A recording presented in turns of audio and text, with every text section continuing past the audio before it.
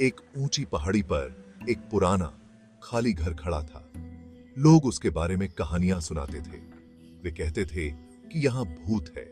घर अकेला खड़ा था। चारों ओर जंगली पौधे और सूखे पेड़ थे। इसकी खिड़कियां खाली आंखों की तरह दुनिया को देखती थीं। रंग उखड़ गया था, जिससे नीचे की सड़ी हुई लकड़ी दिखाई दे रही थी। घर उस जगह पर एक दाग की तरह था, भूली हुई यादों और अनकही भयावहता का प्रतीक। कोई उसके पास जाने की हिम्मत नहीं करता था। सब कहानियां जानते थे। वे पहाड़ी पर स्थित उस भूतिया घर की कहानी जानते थे। उस गंभीर के सहमत रहती है। नेहा एक युवा लेखिका थी। उसे अच्छी कहानी बहुत पसंद थी। जब उसने उस भूतिया घर के बारे में कहानियां सुनी, तो वह जान गई कि उसे खुद उसे देखना होगा। नेहा अज्ञात की ओर आकर्षित हुई। उसे रहस्य खोलने में मजा आता था। उसने अपने बैग में अपनी कॉपी, पेन और एक टॉर्च रखी। वह डरी हुई नहीं थी, या उसने खुद से ऐसा ही कहा। नेहा पहाड़ी पर स्थित उस भूतिया घर के पीछे की सच्चाई का पता लगाने की ठान चुकी थी। वह पहाड़ी की तलहटी तक गाड़ी से गई, अपनी गाड़ी खड़ी की और ऊपर चढ़ने लगी। अपनी गाड़ी खड़ी की और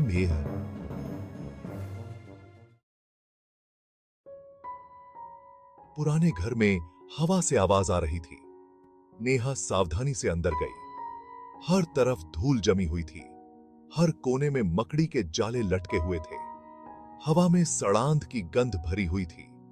ठंड महसूस हो रही थी, जैसा कोई स्वागत नहीं कर रहा हो। नेहा कांप उठी। उसने अपने जैकेट को अपने चारों ओर कसकर लपेट लिया। उसने एक एक कमरे को देखा।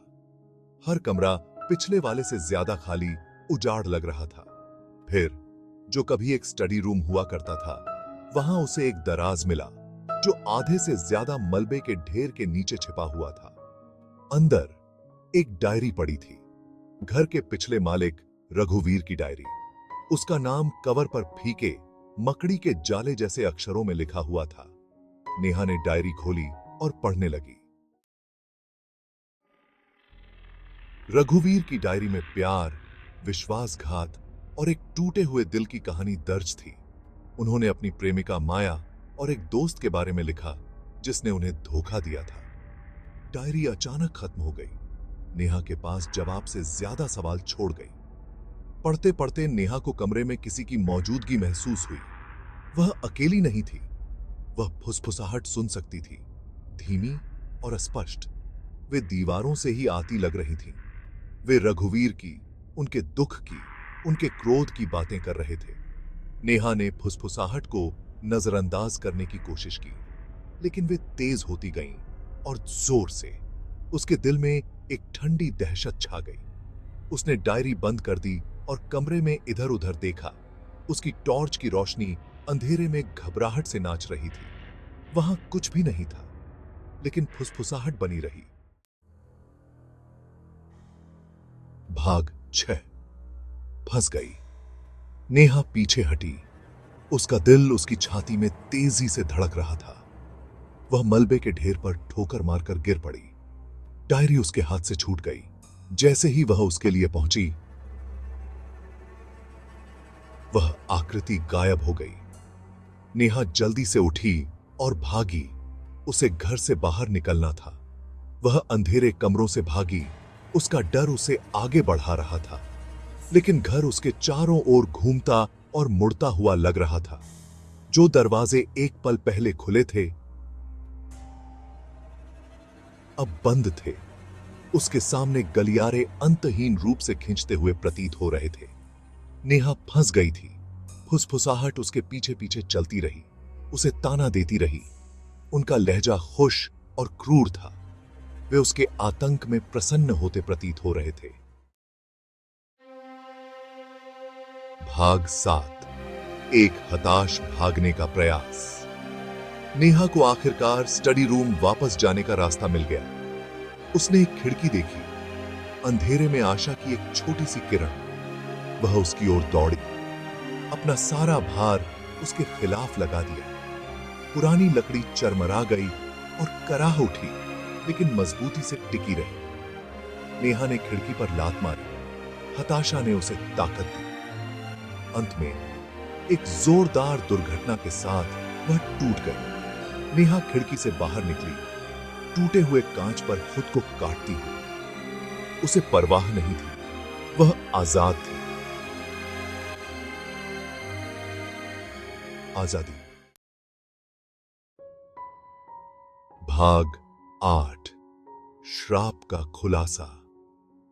नेहा तब तक दौड़ती रही जब तक उसके फेफड़े जलने नहीं लगे और उसके पैर दया के लिए चिल्लाने नहीं लगे। वह तब तक नहीं रुकी जब तक वह अपनी कार तक नहीं पहुंच गई। अपनी कार में सुरक्षित उसने आखिरकार खुद को सांस लेने दिया। उसने पहाड़ी पर बने उस भूतिया घर की ओर देखा। चांदनी में उसकी आकृति साफ दिखाई दे रही थी। नेहा ने रघुवीर की डायरी, उनकी दुखद कहानी के बारे में सोचा। उसे सच्चाई का एहसास हुआ। रघुवीर घर में भूत नहीं थे, वह इसमें फंस गए थे, अपने दर्द और गुस्से से बंधे हुए थे। घर, उसने महसूस किया, नकारात्मक भावनाओं, दुख और निराशा पर पलता था। यह एक अभिशाप था जो एक मालिक से दूसरे मालिक तक जाता था। भाग 9। बताने के लिए एक कहानी। नेहा जानती थी कि उसे क्या करना है। उसे रघुवीर की कहानी बतानी थी। उसे उस भूतिया घर की जेल से मुक्त करना था। नेहा रात भर गाड़ी चलाती रही। घर की घटनाएं उसके दिमाग में घूम रही थी। वह रघुवीर को भुला नहीं सकती थी। वह उसकी कहानी दुनिया के साथ साझा करेगी, इस उम्मीद में कि ऐसा करने से वह आखिरकार उसे शांति दे सकेगी। पहाड़ी पर स्थित उस भूतिया घर में अब नेहा के लिए कोई खौफ नहीं था। उसने अपने डर का सामना किया था और विजयी हुई थी। वह अब केवल एक अच्छी कहानी की तलाश में एक लेखिका नहीं थी, वह एक गवाह थी, अस्पष्टीकृत का एक इतिहासकार, और उसके पास बताने के लिए एक कहानी थी।